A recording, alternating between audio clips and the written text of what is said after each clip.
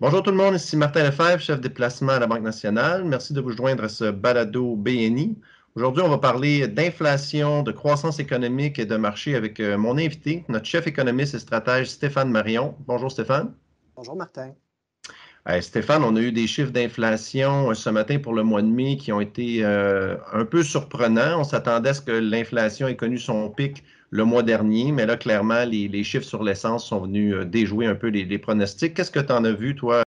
Martin, l'inflation demeure plus persistante. Ce qu'on constate, c'est qu'il semble avoir une certaine accalmie au niveau des changements année sur année, mais les changements mensuels sont très forts. Tu le mentionnais, avec l'énergie, on parle d'un mouvement mensuel de 1 mois sur mois. Annualisé, c'est 12. Donc, on est très loin de la décélération à laquelle on s'attendait.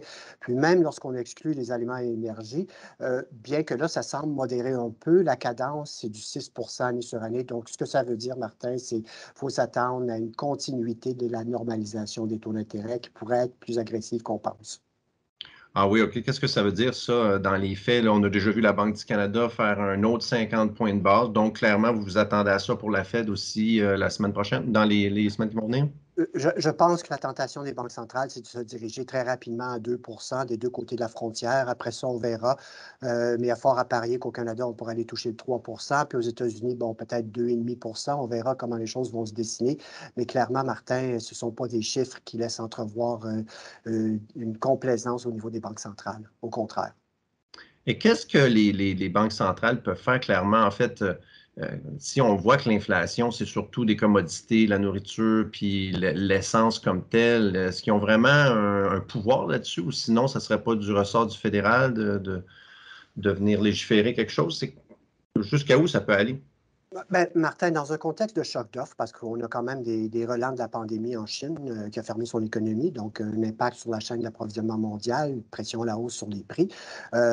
L'énergie, la nourriture, ben, il y a le conflit en Ukraine qui impacte tout ça. Donc, je pense que la gestion du choc d'offres, c'est la raison pour laquelle, Martin, que je ne pense pas qu'on pourra être trop agressif non plus au niveau des banques centrales. On devra moduler en fonction du choc d'offres, mais la réalité, on ne peut pas faire grand-chose par rapport à cette situation actuelle.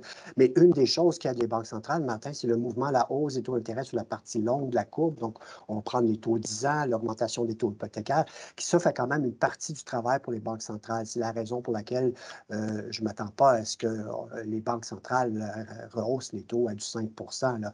2,5-3 semble pour moi être logique dans un contexte où la portion des taux longs aussi est en train de remonter. Puis ça, c'est dans l'ensemble du monde. Donc, Martin, donc on va calmer le consommateur au cours des prochains trimestres.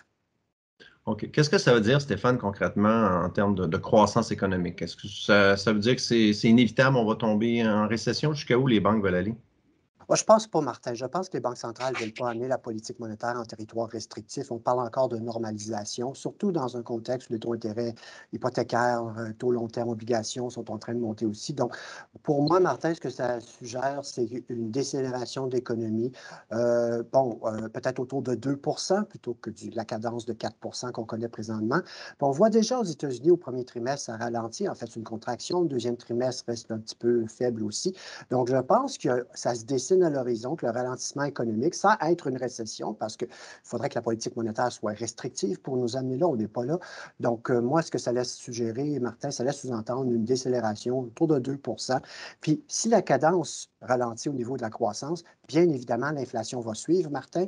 C'est un indicateur retardé sur la croissance. Donc, je m'attends à ce que la deuxième moitié d'année soit plus porteuse pour la décélération de l'inflation. OK, c'est super. Donc, ralentissement en vue, mais comme pas de récession, du moins pas à très court terme. Ce matin, les taux obligataires sont quand même en forte hausse. On était en train de tester les hauts de la fin mai. Il commence à avoir un renversement dans ce qu'on appelle le belly de la courbe, tout ça. Donc, pour le moment, il n'y a pas tellement de signes clair qu'il y a une récession à venir dans les 12 prochains mois. Donc, s'il devait avoir un ralentissement pour toi, c'est certainement pas en 2022, c'est ce que j'ai bien compris? Bien, le ralentissement a lieu en 2022, Martin, en deuxième moitié d'année, mais si on parle de récession, historiquement, il faudrait qu'on assiste à une inversion de la courbe des taux d'intérêt, donc des taux 2 ans qui soient plus élevés que les taux 10 ans. C'est pas ce qu'on voit présentement. Dans ce contexte-là, je pense que le ralentissement est envisageable. Une contraction de l'économie, Martin, je pense qu'il faudrait qu'il y ait un choc exogène, donc un accident externe qui arrive ailleurs. Peut-être le conflit devient beaucoup plus difficile en Ukraine ou interruption de livraison d'énergie, de nourriture. Martin, c'est un risque, hein. La stagflation demeure un risque pour le scénario. Les probabilités augmentent. Est-ce que c'est le scénario de base? Je ne crois pas, mais le risque de stagflation, 30-40 % est envisageable dans le contexte actuel. OK. Donc, clairement, ça pourrait venir un choc exogène parce que tu vois le pétrole augmenter de façon qui deviendra un frein sur la consommation, par exemple? Bien, une des inconnues, Martin, c'est qu'on sait que la Chine a fermé son économie pour plusieurs semaines. La réouverture entraîne-t-elle une augmentation plus grande pour la composante énergétique? Est-ce que le pétrole s'emballe pour atteindre 150 On verra tout ça dans les prochains mois. Tu sais, Martin, si on contrôle pour l'inflation le dernier sommet du prix du pétrole, si on l'ajuste pour l'inflation, bien, 150 nous ramènerait en termes réels où on était en 2007-2008. Donc, c'est effectivement envisageable. Ça dépendra du degré ou la vitesse de réouverture et la capacité qu'ont les producteurs de pétrole dans la zone OPEP d'augmenter la cadence de production pour limiter les hausses de prix. Mais clairement, la demande pour les composantes énergétiques, elle demeure en poste, Martin. Puis ça explique aussi la raison pour laquelle le S&P TSX, c'est quand même un indice qui surperforme les autres indices sur la planète au niveau boursier.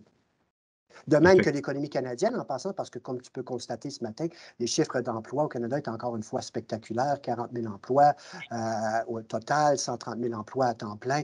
Ce sont des records de tous les temps. Donc, la Banque centrale du Canada doit majorer ses taux. Pourquoi? Parce que le Canada est un bénéficiaire net de l'augmentation du prix des commodités. Parfait. Qu'est-ce que ça dit tout ça au niveau des marchés? Est-ce qu'à environ moins 20 % aux États-Unis, on escompte l'ensemble de ces risques-là ou il y a un risque, encore une fois, d'affaiblissement plus prononcé? Moi, je pense qu'il y a une bonne partie du ralentissement économique qui est déjà escompté, Martin. L'enjeu présentement pour les marchés boursiers, c'est qu'avec la remontée des taux long terme, c'est quel est le multiple d'équilibre pour la bourse, le ratio court-bénéfice avec lequel on était le plus confortable avec cette remontée des taux d'intérêt-là. Moi, je pense que si le taux d'intérêt 10 ans aux États-Unis se stabilise autour de 3,5 %, je pense qu'on aura déjà atteint des attentes de fort ralentissement pour les prochains trimestres, sans autant que ce soit une récession, Martin. Donc, ça pourrait aider à stabiliser les marchés, mais je dois trouver ma stabilité pour les taux d'intérêt qui va être tributaire de ma stabilisation de l'inflation, qui est un phénomène qui est peut-être à même de se produire, mais pas ce mois-ci, on l'a constaté ce matin. Ce sera quelque chose pour les 2 à 3 prochains mois. Donc, ce que ça veut dire, Martin, c'est le temps qu'on trouve ce niveau d'équilibre-là, les marchés vont demeurer volatiles, mais encore une fois, il y a une bonne partie d'un ralentissement qui est déjà escompté, là. Bon, mais Stéphane, je te remercie beaucoup pour ces commentaires. On va laisser la turbulence faire son cours sur les marchés et espérer avoir un retour un peu plus calme dans les semaines qui vont suivre. Donc, je te remercie beaucoup d'avoir été parmi nous ce matin.